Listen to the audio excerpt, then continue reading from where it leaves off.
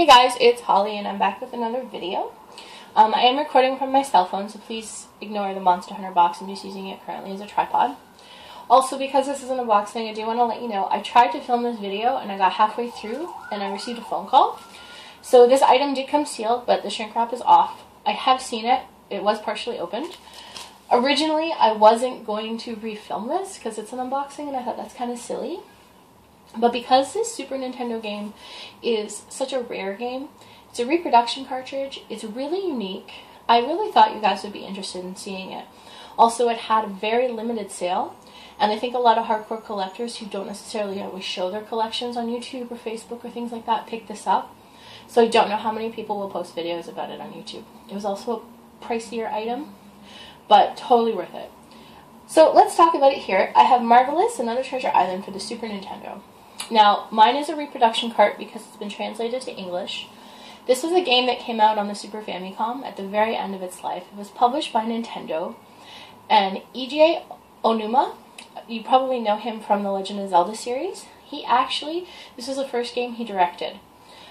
It's an RPG that's been compared to A Link to the Past meets Secret of Mana meets The Lost Vikings. It has elements from all of those games in it. You play as three characters that are boys, I think they're Boy Scouts, and they're on this island, and it's basically an RPG. Now, I can't talk too much about what the game's like because I've never played it, and in researching it, I didn't want to look at a lot of stuff because I didn't want to spoil it. So when I saw this come up, I knew what Marvelous was from the Super Famicom, and I had seen videos, and I always thought, you know what, pirates, anything to do with pirates I absolutely love. I actually like it better than medieval themes. So the fact that this has a sailing and a pirate theme was really, really cool to me. And I had to buy it. I bought my copy from Rose Color Gaming. He did these limited editions. I don't know how many they did, but they're really neat and really awesome. And you'll notice this game does look a lot different from the Super Nintendo cartridge. So let's open it up here. And I do have to say, the quality of work that goes into these, oh my god. So here you have Marvelous. This is the game. We'll just start with that. You can see it's on this insert tray that has like the North symbol. Like they've even painted that. Comes bagged. This is the actual cartridge. It's painted and laser etched. The logo is actually very true to the artwork. A lot of the artwork here is very true to the game. This here is the ship in the mist, and then you have the Rose Color Gaming logo.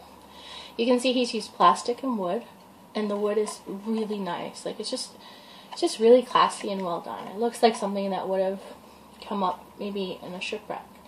I really like that. So that's a cartridge. He also provides these stands so that people can actually stand them up on their shelves. How it works is like this. So it's just a piece of wood with some plastic. He's got the title of the game there.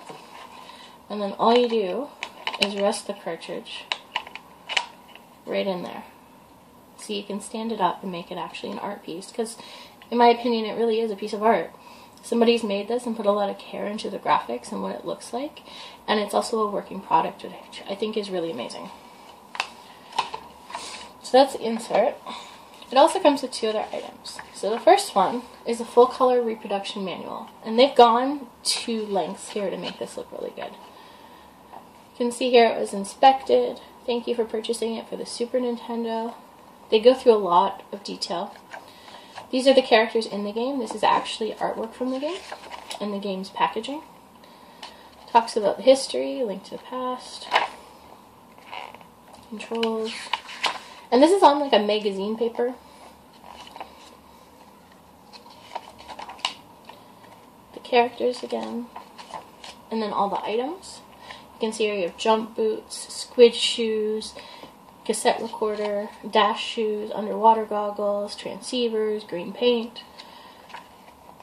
All the characters. There are monkeys in the game, which is amazing. I like monkeys. Mad scientist.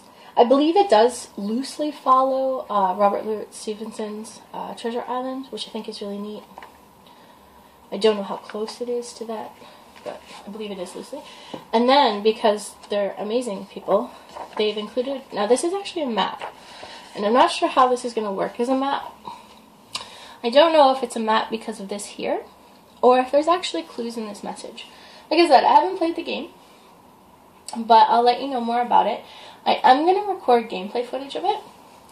I'm really excited to play it. The thought of finding an RPG from the Super Nintendo that was created during that generation that I've never played, with the quality of the people that made this game, knowing what skills they had, and just the quality of the RPGs from that era overall, I'm blown away that I'm going to have a chance to play this.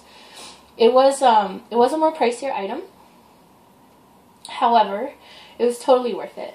I've bought some other things from Rose Colored Gaming, and if you like having unique items in your collection, things that you may not necessarily have, or systems, or controllers, they do an amazing job with custom work. They produce these products that are just honestly made for fans, and they're little gems that you'll buy. They're not just your standard reproduction cartridge, they're more than that. You can check them out at rosecoloredgaming.com, and I strongly suggest you do. Even just look at what they've had available over the years. And also their Facebook is really good, and I recommend it. Alright guys, so that's Marvelous, Another Treasure Island. I really will get some footage of this game so you guys can see what it's all about. I'm really excited to play it. And let me know what you think.